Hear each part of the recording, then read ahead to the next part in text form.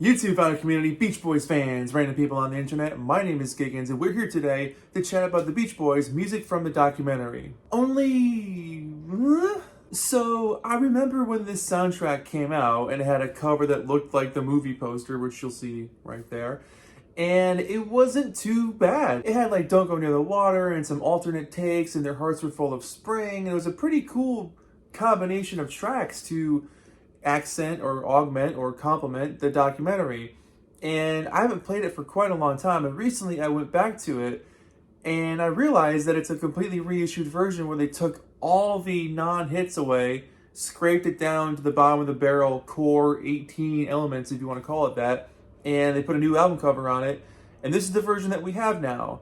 So the original version with Don't Go Near the Water and all these other tracks is gone forever. We'll never have that ever again, and we have this new version that's just kind of like, what's the point? The original version was released through Capitol on May 24th, 2024, along with the movie at the same time. This reissued version, I don't know when this came out. Did this happen sometime this year? Did it happen at the end of 24? Someone enlighten me, because I have no idea when this reissue happened. I know online it mentions an Apple Music version being this particular 18 tracks, but Spotify is the exact same way. This soundtrack went from being like actually kind of interesting and worthwhile. Like if you watch the documentary and wanted to hear something anthology-esque to complement it, it wasn't bad. But now it's just kind of like, it seems so superfluous. Honestly, the coolest thing about this is the Surf and Safari cut on here, where it's they call it the long version, and it's just the outro. You hear the whole song just collectively fall apart at the end, where they've completed the take and it just disintegrates.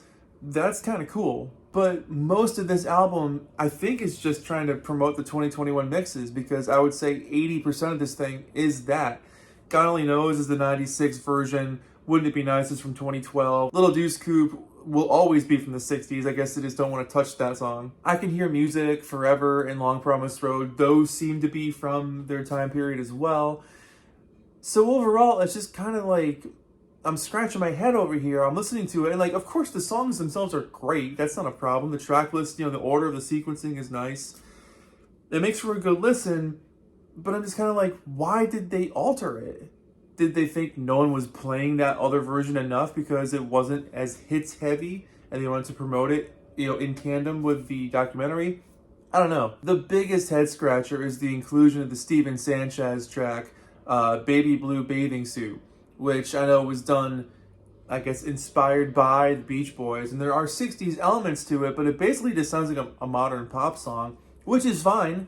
That's cool. It's a decent enough song, but if you haven't watched the documentary or don't know who Steven Sanchez is, this makes absolutely no sense to have on there. A massively unnecessary song and a very confusing addition to an album that apparently Capitol doesn't know what to do with. They could have taken the original soundtrack and beefed it up with other demos and other alternate takes and made a Beatles anthology style 1 LP, maybe 2 LP track, a single release, to coincide with the movie and put it out. I think fans would have bought that. I would have bought that.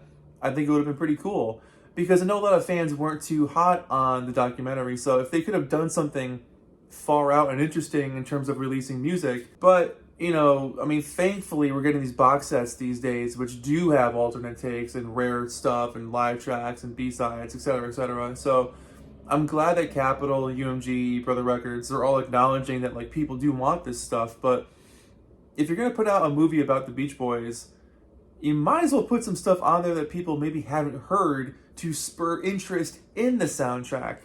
Because at this point, if I look at the track list for that soundtrack and I see, oh, Surf and Safari long version, I'm going to skip to the end of the song and hear what the outro sounds like, and then I'll maybe play that Steven Sanchez song. Other than that, I'm going to go to any other CD in their discography. So, yeah, my biggest takeaway from this is, who changed the track list and why? I think I know why, because it wasn't as accessible as, a Sons of Summer might be. But like, just why? It was cool. Leave it.